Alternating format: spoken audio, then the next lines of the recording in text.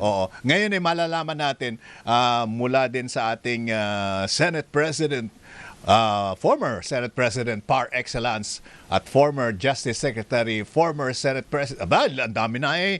Oo, si Senator Frank Drilon na ating suki. Senator Frank, it's good to see you again. Si Peter Atrica po dito sa DZMM.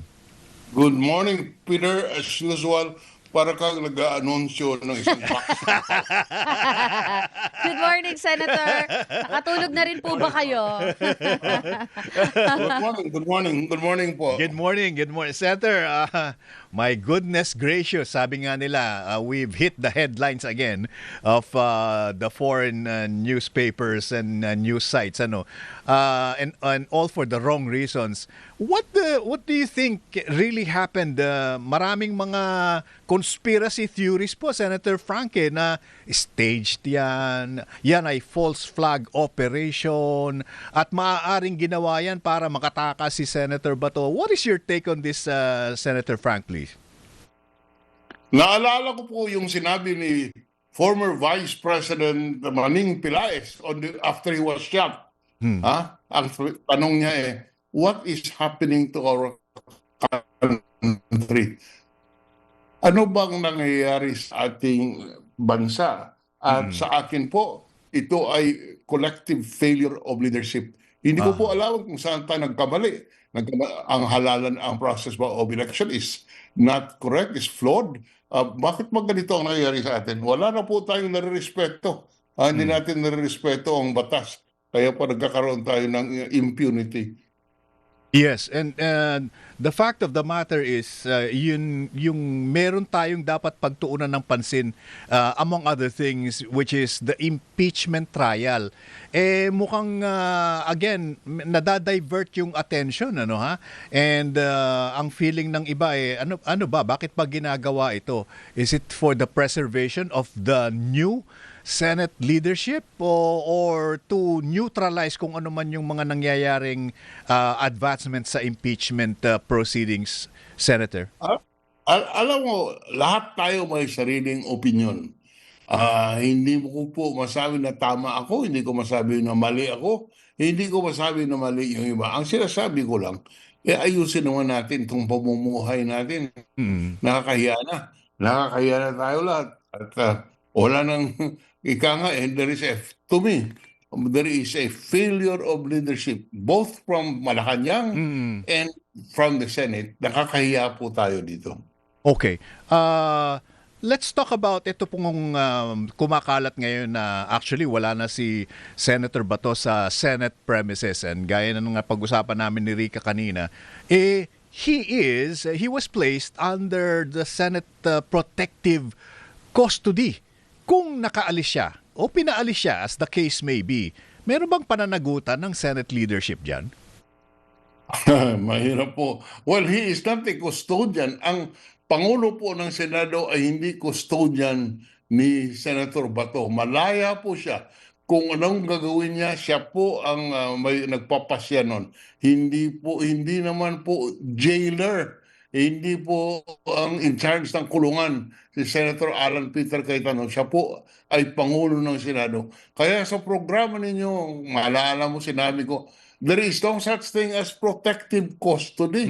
Hindi naman po, wala naman po sa batas yan. Walang kapangyarihan ang Senado upang kunin ang isang tao at sabihin, nasa ilalim ka ng protective custody ng Senado. Kaya ngayon, tingnan mo, tumakbo si Bato. Baka sinisisi pa si Alan ng taong bayan. Ngunit wala pong kapangyarihan ang Pangulo ng Senado to guard any custody, maliban na lamang sa as a legislative witness sa Witness Protection Program. Ngunit in this particular case, wala pong kapangyarihan at wala pong protective custody na sinasabi. So he's free to come and go, Senator Frank. That's what you're saying, no? I mean, despite the fact na binigyan siya ng protection or protective custody, he is free to come and go as he wishes. Yes, tama po yan. Malaya po si Senator Bato to come and go. Kaya yung mga protective custody, ang nasabi tuloy, ang masabi tuloy si Senator Alan Peter, dahil sa yun, umalis. So anong mangyayari ngayon? So Senator, hindi rin po maaring sabihin na kung totoo man na nakalabas o nakaalis na ng Senate premises si Senator Bato with Senator Robin Padilla, hindi po masasabihan na si Senator Robin ay nag-cause ng obstruction. Wala po in the first place. Hindi naman kasalanan na umalis sila sa Senado eh. There is no crime, there is no offense for their leaving the Senate. Ang importante na ipatupad yung batas at iserve yung warrant. Opo. Kagabi din po in the height of everything, yung pong mga senador na nandun ay kanya-kanyang live stream po yung kanilang ginawa. But there were words that they used na medyo mabigat po yung implication. Katulad na lang ng the Senate is being attacked. Yung isa naman po ay nagamit pa ang term na martial law. So ito pong mga statements, naintindihan po natin sa init ng panahon na yon. Pero ngayon po that everything is dying down, should they recant what they said? Hayaan mo na yan, nasabi na ang taong bayan na ang magja-judge kung ano ang tingin nila sa mga ganitong salita na binitiwan. Okay, let's talk about the Supreme Court decision if we may, Senator Frank. So, walang inilabas na TRO ang Korte Suprema. Ngunit humihingi ng komento mula sa Philippine government. And dapat in 72 hours masabit niyan. And I think bibigyan ulit naman ng 72 hours para mag-reply naman yung kampo ni Senator Bato de la Rosa. What does it mean kung hindi sila nag-issue ng TRO? Does that mean na kung merong mag-aaresto kay Senator Bato, they can legally do it in the interim? Tama po yan. Ang ibig lang sabihin, hindi nag-issue ng TRO, hindi pinipigilan ng husgado ang tungkulin ng ating ehekutibo na mag-execute ng law, including the warrant of arrest. Yun ang ibig sabihin nun. Walang TRO. Ibig sabihin, walang makaprevent, hindi dapat, walang hadlang ang pag-implement ng warrant of arrest. Opo. Let's talk about yung ICC warrant of arrest. Kasi nga po, kinonfirm na yan ng ICC na meron warrant of arrest indeed. Po. At the same time, they said at large. So parang fugitive ngayon si Senator Bato. So it brings up the question of kung tinulungan mong makatakas yan or kasama mong itinakas yan, aren't you harboring a fugitive? Well, pwede pong sabihin yan ng mga to justify ang pag-aresto, let's say, kay Robin Padilla. Yan ang sasabihin na nag-aarang ng mga otoridad. At the end of the day, yan ang magpapasya po yan ay ang husgado kung tama ba yung huhulihin si Robin Padilla because of obstruction of justice. But that can be used as a basis. Yan po ang pwedeng maging basehan ng mga kinauukulan na magsiserve ng warrant at mag-aresto kay Robin Padilla. Yan po ang kailangan maging basehan. Hindi ko po sinasabi na tama yan. Ang sinasabi ko, yun ang basehan. At ultimately, ang korte po ang mag-decide as whether or not that is correct. Sabi po ni former Senator Sonny Trillanes sa aming interview kagabi, sabi niya, hindi naman mangyayari lahat itong kaguluhan na ito kung susuko na lang basta si Senator Bato. And then 5 of the Senate minority, the new minority now, Senator Frank, naglabas ng sense of the Senate minority urging Senator Bato to give himself up. If you were there, would you do the same? Ang akin lang dapat, for a change, let us follow the law. Mayroon lang lumabas na clip sa social media. Ang ating kaibigan si Senator Robin Padilla, sinasabihan niya si Senator Trillanes noon, sumuko ka na. Ang sabi, sumuko ka na. Ang exact words sumunod ka sa batas. Ang sabi ni Robin Padilla noon kay Trillanes noong panahon na yun. Siguro yung payong ganun sumunod sa batas, lalo nang applicable ngayon. Hindi niya siguro naisip na The internet never forgets. Oo, may social media na nung panahon na yun. Oo. Opo. Oo. Senator, sa akin naman po, inaasahan natin ang kampo ni Senator Bato de la Rosa na may isasampa daw po ulit sa Supreme Court. Maari po ba nila gamitin na malakas na argument yung nangyari kagabi na para i-compel ang Korte Suprema na maglabas na ng TRO? Ang TRO sa pagkaalam ko, ang basehan niyan mayroong nilalabak na karapatan ang respondent, kaya po pinipigil ang aksyon sa pamamagitan ng kaya nga temporary restraining order. Pinipigilan mo yung isang opisyal na gagawin ang ibig niyang gawin dahilan sa may hindi tama. Kaya iyon po ang basihan ng TRO. Okay. At kung sakali pong mag-issue nga ng TRO ang Korte Suprema, kung mag-i-issue nga ng TRO, would that be considered again as an overreach?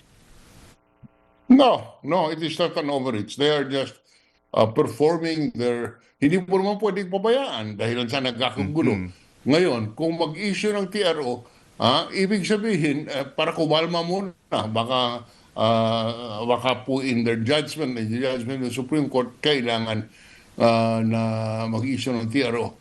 Nasa kapangyarihan po ng Korte Suprema yan. Could the Supreme Court po, Senator Frank, hindi ba sila pwedeng nag-issue na kagad ng TRO at in-skip na yung palitan ng comments? Nasa kapangyarihan po nila yan na mag-issue kagad ng TRO. Ngunit kung ayaw na lang mag-issue ng TRO, yun ang ginagawa nila. Yan. Parang ano yun parang delaying tactic yan. Kung ayaw nila mag-issue ng TRO, higi sila ng comments. Ay. Pero kung sasabihin nila, I justified ang TRO, they will issue the TRO. Yeah. Senator Frank, thank you. We learned something new today. Okay, let's talk about the period of let's talk about the period of arrest, Senator Frank, So okay. So halimbawa lang na wala na sa Senado si Senator Bato. Pero the Senate is still in session. Can they actually arrest him? Who can arrest who? Kung sino man po, halimbawa, the CIDG, kung sino man yung dapat na mag-aresto sa kanya on behalf of the arrest warrant of the ICC, pwede po ba siyang arestuhin samantalang the Senate actively is in session? Hindi yung physical session na nangyayari, kundi it is in session right now. So, hindi ba siya pwedeng arestuhin? Pwede po dahilan sa yung kondisyon para hindi po arestuhin ang isang mambabatas ay dalawa. Unang-una, yung sinasabing krimen ay punishable by 6 years or less. In other words, mga minor offenses lamang.